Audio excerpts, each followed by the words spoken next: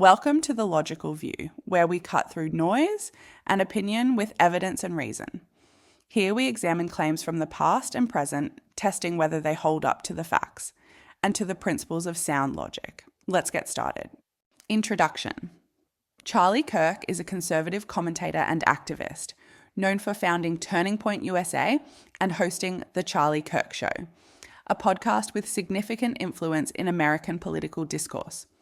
Because of his outspoken and often provocative remarks, he frequently becomes the subject of controversy and debate.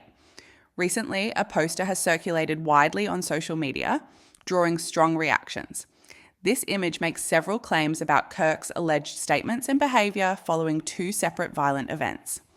The circulation of this poster has sparked heated discussions, with some accepting its conclusions at face value, while others question its accuracy and fairness. In this analysis, we will examine the poster as the focal point of our discussion. The task is twofold. First, to verify whether its claims are supported by credible evidence, and second, to determine whether the conclusion it presents follows logically, or whether it commits identifiable fallacies.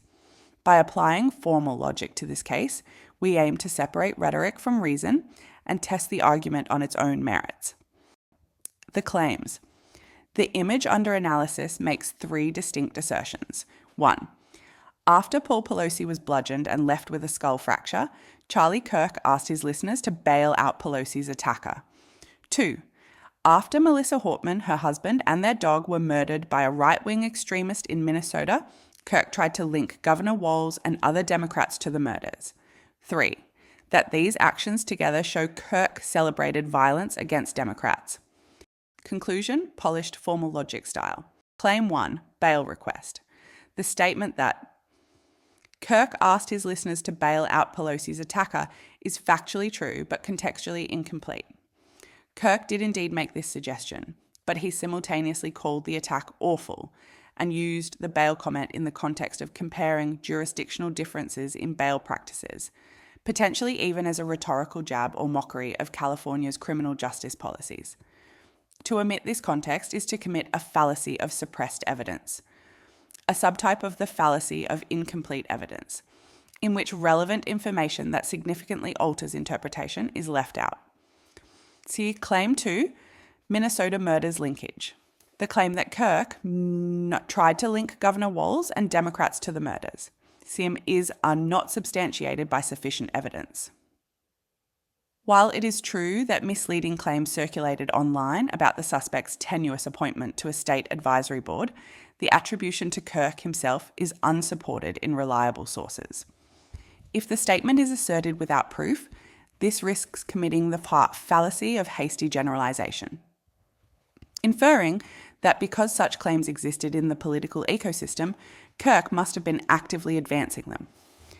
If attributed directly to Kirk without adequate sourcing, it becomes a straw man fallacy, as it misrepresents his position and attributes arguments to him that he may not have made. Before we continue, if there's a subject you'd like me to analyse with the tools of logic, feel free to leave your suggestion in the comments. And if you find value in this type of careful analysis, please take a moment to like and subscribe. It really helps bring this content to more people. Claim 3. Conclusion. He celebrated violence against Democrats. This conclusion does not logically follow from the premises. Even if the premises were accepted as true, the inference commits multiple fallacies. Non sequitur. The conclusion does not follow from the premises. Advocating bail does not equal celebrating the underlying violence. Likewise, commentary about political linkages does not equal endorsement of murder. Example, saying, "It rained today, therefore my team will win the championship," is a non sequitur. The two statements are unrelated. In the same way, Kirk's bail comment does not logically imply celebration of violence. Equivocation fallacy. The argument shifts the meaning of celebrated from its standard sense, expressing joy, praise, or approval, to a looser sense, making provocative remarks, mocking bail policy, or engaging in partisan rhetoric. By sliding between definitions, the argument obscures the difference between legal commentary and moral endorsement.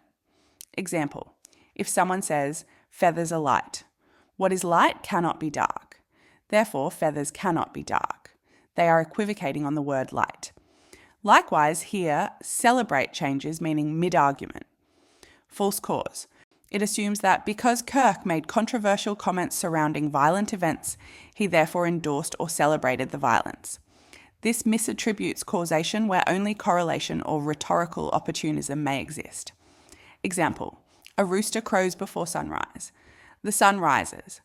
To conclude the rooster caused the sun to rise is a false cause. Similarly, Kirk speaking after violent events does not mean his speech caused or endorsed the violence. Loaded language fallacy. The use of celebrated violence is emotionally charged and designed to bias the reader. It inflames moral judgment without neutral evidence to support such a strong evaluative claim. Example, describing a person who questions a policy as an enemy of freedom uses loaded words to create hostility instead of arguing with facts. Here, labeling Kirk's remarks as celebrating violence loads the language to push readers toward outrage. Thank you for joining me on this journey through evidence and logic. If you enjoyed this analysis, please like the video, subscribe to the channel, and share your thoughts below. Every suggestion helps shape the next discussion, and together we can keep cutting through the noise with reason. Until next time, this has been The Logical View.